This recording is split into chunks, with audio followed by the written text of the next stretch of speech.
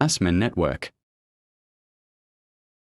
አሰላሙ አለይኩም ወራህመቱላሂ ወበረካቱ። ወደ ተከበራችሁ የኡስሚ ዩቲዩብ ቻናል ቤተሰቦች አድማጭ ተመልካቾቻችን ከያላችሁበት ቦታ ሰላም መልካሙን እየተመኘው የ16 ሀገራት የጥቁር ገበያ ምንዛሬ ዋጋ ዝርዝርና የዋጋ ተመን በተመለከተ ሙሉ መረጃና ሙሉ ዝርዝር እናደርሳችሁ ተከስተናል።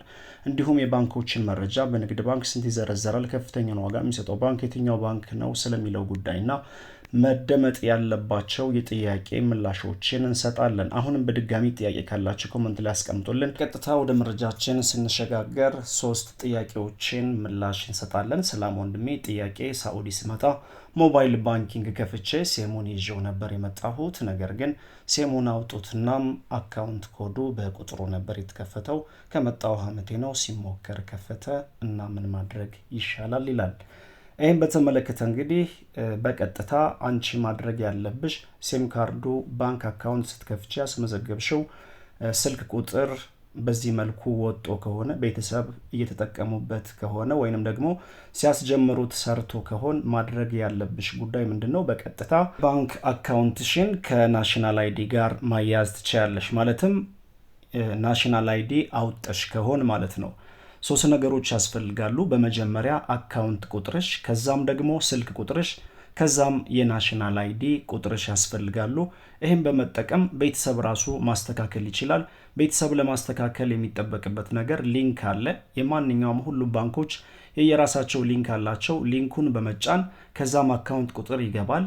ከዛም ስልክ ቁጥር፣ በስልክ ቁጥሩ አማካኝነት ኦቲፒ የሚባል ኮድ ይላካል። ያን ኮድ በማስሞላት ወይንም በመሙላት ሌላ የሚጠይቀውን ነገር በቀጥታ ፕሮሰሱን ወይንም ደግሞ ስቴፕ ባይ ስቴፕ ከሞላን ካስተካከልን በኋላ ራሱ ቬሪፋይ ይሆናል። አሁንም ቀጥለናል። ወደ ሁለተኛው ጥያቄያችን ስንሸጋገር ሰላም ወንድሜ፣ እኔ ንግድ ባንክ አለኝ፣ በሱም ብር እያስገባሁበት ነው፣ ግን ከደብተሩ ወይንም ደግሞ ቡኩ ላይ እየተመዘገበ አይደለም፣ ችግር አለው ነው የሚል ነው። ይህን በተመለከተ ሁሌም እነግራችኋለሁ፣ ምንም አይነት ችግር የለም።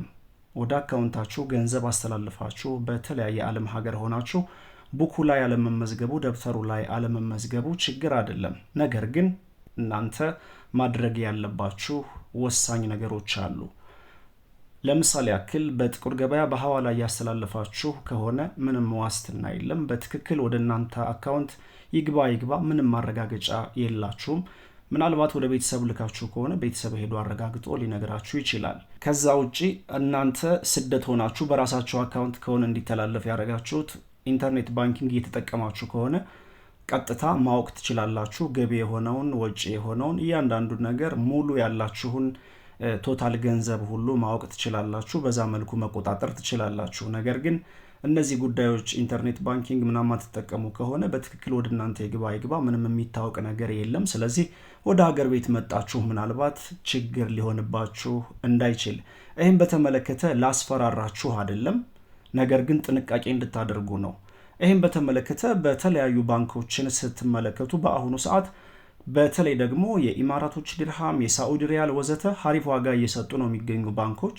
የኢማራት ዲርሃም 46 ብር በላይ የሚዘረዝሩ ባንኮች አሉ። እነዛን ብትጠቀሙ ለራሳችሁ አካውንት በምታስተላልፉ ሰዓት እጅግ ተመራጭ ይሆናል። ለምን? የራሳችሁን ደረሰኝና ሪሲት ስለምትይዙ ወደ ሀገር ቤት ከመጣችሁ በኋላ ያልገባበት ሁኔታ እንኳን ተፈጠረ ቢባል ያን ሪሲታችሁን ማረጋገጫ ይዛችሁ መቅረብ ትችላላችሁ። ስለዚህ ጠቅለል ሲደረግ ቡኩ ላይ አለመመዝገቡ ችግር ሊሆን አይችልም። ወደ ሶስተኛው ጥያቄችን ተሻገርን። በፈጠራችሁ መልሱልኝ። ሀገር ስንገባ እናም በእጃችን ስንት ሪያል ይዘን መግባት እንችላለን? አዲስ አበባ ወይንም ደግሞ አዲስ አበባ ላይ ኢትዮጵያ ላይ ሐዋላ አለ ወይንስ የለም? ፕሊስ መልሱልኝ ይላል። ይህን በተመለከተ እንግዲህ በሀገራችን በአሁኑ ሰዓት ህጋዊ የሆኑ የምንዛሬ ቢሮዎች አሉ። ሀሪፍ የሆነ ዋጋ ነው የሚሰጡት። ባንኮችም በአሁኑ ሰዓት ሀሪፍ ዋጋ እየሰጡ ይገኛሉ። ከባንኮች በበላይ ደግሞ የምንዛሬ ቢሮዎች ስላሉ ይዛችሁ መግባት ትችላላችሁ። ምን ያህል ይዞ መግባት ይቻላል ስለሚለው ጉዳይ ገደብ የለውም። ገደቡ ተነስቷል። 4000 የአሜሪካን ዶላር ድረስ ወይንም ደግሞ ወደ 16000 የሳዑዲ ሪያል የኢማራት ዲርሃም ይዞ መግባት ይቻል ነበረ። አሁን ግን ያላችሁን አቅማችሁ የቻለውን ወደ ሀገር ቤት ይዛችሁ እንድትገቡ ብሔራዊ ባንክ አዲስ ፖሊሲ ያወጧል። ምንም ገደብ አቅማችሁ የቻለውን ወይንም ያላችሁን ይዛችሁ መግባት ትችላላችሁ። በቀጥታ የምንዛሬ ዋጋ መረጃችን እንመልከት። ወቅታዊና ዕለታዊ ጥቁር ገበያ መረጃ እንደሚያሳየው ከሆነ 100 የአሜሪካን ዶላር 18659 ብር እንደሚዘረዘርና አንድ የአሜሪካን ዶላር 186 ብር ከ59 ሳንቲም እየተዘረዘረ እንደሚገኝ የወጣው መረጃ ያሳያል። በዚህም ትላንት ካደረስናቸው የጥቁር ገበያ መረጃ ጋር ሲነጻጸር በአሁኑ ጭማሪ አሳይቷል። በንግድ ባንክ 153 ከ05 እንዲሁም ከፍተኛ ዋጋ የሚሰጠው ባንክ አባይ ባንክ 154 ብር ከ34 ሳንቲም እየዘረዘረ ይገኛል። በመቀጠል ዩሮን እናያለን። 100 ዩሮ 21800 ብር እንደሚዘረዘርና 1 ዩሮ 218 ብር በመዘርዘር ላይ ይገኛል። በንግድ ባንክ 176 ብር ከ24 እንዲሁም ከፍተኛውን ዋጋ የሚሰጠው ባንክ አባይ ባንክ 183 ብር ከ16 ሳንቲም እየዘረዘረ ይገኛል። በመቀጠል የምናየው የሳዑዲ ሪያልን በተመለከተ ነው። 100 የሳዑዲ ሪያል ወቅታዊና ዕለታዊ ጥቁር ገበያ መረጃ እንደሚያሳየው ከሆነ 4972 ብር እንደሚዘረዘርና አንድ የሳዑዲ ሪያል 49 ብር ከ72 ሳንቲም በመዘርዘር ላይ ይገኛል። በንግድ ባንክ 40 ብር ከ76 እንዲሁም ከፍተኛ ዋጋ የሚሰጠው ባንክ ሂጅራ ባንክ 44 ብር ከ79 ሳንቲም በመዘርዘር ላይ ይገኛል። እንዲሁም በአቢሲኒያ ባንክ አንድ የሳዑዲ ሪያል 43 ብር ከ75 ሳንቲም በመዘርዘር ላይ ይገኛል። በመቀጠል የምናየው የኢማራቶችን ዲርሃም በተመለከተ ነው። 100 የኢማራቶች ዲርሃም 5080 ብር እንደሚዘረዘርና እንደ ኢማራቶች ዲርሃም 50 ብር ከ80 ሳንቲም በመዘርዘር ላይ ይገኛል።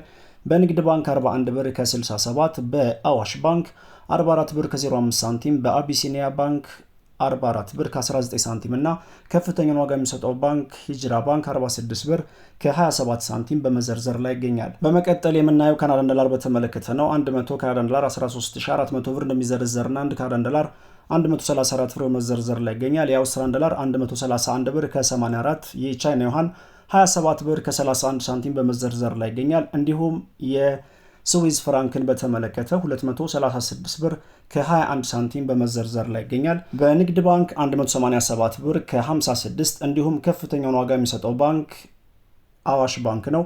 195 ብር ከ76 ሳንቲም እየዘረዘረ ይገኛል። በመቀጠል የምናየው ፓውንድ ስተርሊንግን በተመለከተ ነው። 1 ፓውንድ ስተርሊንግ 250 ብር ከ72፣ የኩዌት ዲናር 100 የኩዌት ዲናር 60400 ብር እንደሚዘረዘርና አንድ ኩዌት ዲናር 604 ብር በመዘርዘር ላይ ይገኛል። በመቀጠል የምናየው ኢንዲያን ሩፒን በተመለከተ ነው። አንድ የኢንዲያን ሩፒን 2 ብር ከ01 ሳንቲም በመዘርዘር ላይ ይገኛል።